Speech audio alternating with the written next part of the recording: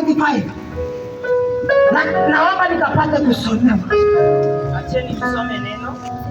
Na mwanamke mmoja mwenye kutoka damu muda wa miaka 12. Haleluya!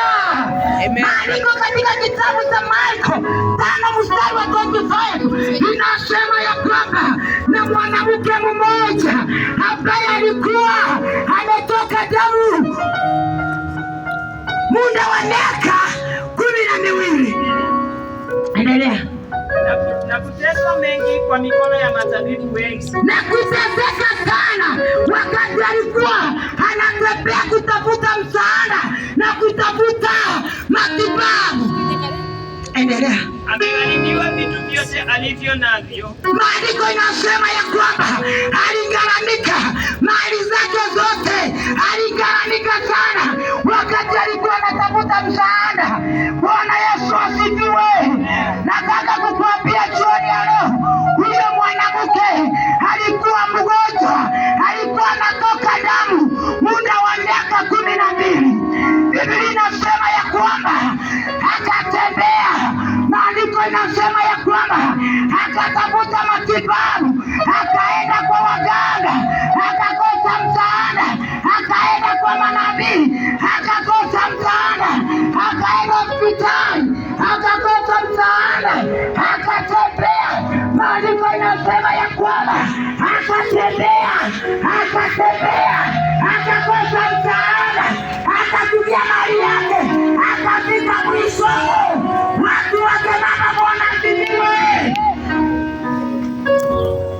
Waliosema ikawa kuna mtu katika mji wa Kenana ako na matatizo kama ile ilikuwa na yule mama, matatizo kama yenye ilikuwa na yule mwanamke. Ameteseka, umetembea, ukienda pale unaambiwa ya kwamba hospitali yenye iko mambo ndio unaweza ukapata msaada. Ukienda kwa mganga huyu unakosa matibabu, matatizo inaenda kuongezeka. Unaambiwa ya kwamba kimbia Western, uko na mganga huko anaweza tibu magonjwa. Unaenda nyumbani kwako, unachukua ng'ombe, unauza, unakimbia Western, huko hupati matibabu, tatizo lako halipungue.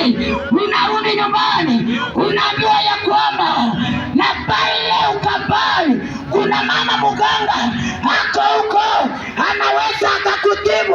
Unarudi nyumbani, unachukua ploti yako, unauza, unaenda ukambani, unatibiwa. Unarudi bado na damu yako inamwagika, bado magonjwa yako inakusumbua. Nimekuja kukuambia ya kwamba jioni ya leo Mungu aliyeponya yule mama, Mungu aliyeponya yule mama ako Kenamba siku ya leo. Mungu aliyeshughulikia yule mama ako Kenamba siku ya leo, anaweza shughulikia hiyo matatizo yako. Haleluya! Ninasema ya kwamba Mungu aliyeshughulikia yule mama anaweza shughulikia hiyo ndoa yako, anaweza shughulikia hiyo ndoa yako. Unasema ya kwamba utatoka kwa hiyo ndoa, unasema ya kwamba umechoka. Endelea.